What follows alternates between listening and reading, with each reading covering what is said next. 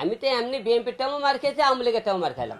আওয়ামী লীগের টাইমে আওয়ামী লীগের আইন শুনছে, বিএনপির টাইমে বিএনপির আইন শুরু হয়ে যাইতেছে। এখন তো বিএনপির টাইম না ভাই। বিএনপির লোক তো বিএনপির টাইমের সামনে সবাই তো ধরেই নিচ্ছে আপনি বিএনপি এমপি হবে, সবাই তো ধরেই যাবে, বিএনপির এমপি হয়ে যাবে, বিএনপি মুলকে প্রধানমন্ত্রী হবে, সবাই তো ধরেই নিয়েছে।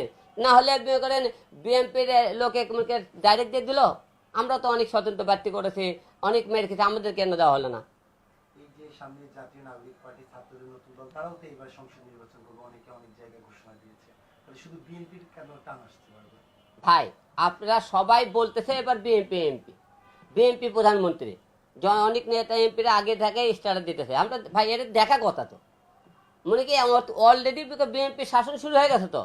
যেখানে যান আইন আদালত এবং হাটে বাজারে যে কোনো জায়গায় যান বিএনপির দখলে এখন। তাহলে আপনি নির্বাচনে আর কি বাকি আছে? এটা বিএনপির আমলে আশঙ্কা কমে কি? বিএনপিরা তো অলরেডি মারছে, আপনারা সবাই জানেন। বিএনপির আমলে আমি করছি না আশঙ্কা হবে কিনা, বিএনপির আমলে তো মারি খেলাম। বগুড়া আপনারা জানেন, আমি যখন কোর্টে মামলা করতে গেলাম বিএনপি লোকেরা অলরেডি আমাকে মারছে। আবার বিএনপির টাইমে কি আর আশঙ্কা করতে পারে বলেন আপনারা? আমি তো এমনি বিএনপির টাইমও মার খেয়েছি, আওয়ামী লীগের টাইমও মার খেলাম। আলম ভাই, আপনার স্ট্যাটাসে কয়েকজন কমেন্টস করেছে আলম বুঝি আবারও মার খেতে যাচ্ছে, এই বিষয়ে কি বলবেন? সত্যর পথে কথা বলতে গেলে যদি হিরো আলম মার খায়, মৃত্যু হয়ে যায়, হয়ে যাক, কিন্তু অন্যায়ের প্রতি প্রতিবাদ হিরো আলম আগেও করেছিল, এখনো করবে। অন্যায়ের কোনোটাই প্রশ্রয় পাবি না।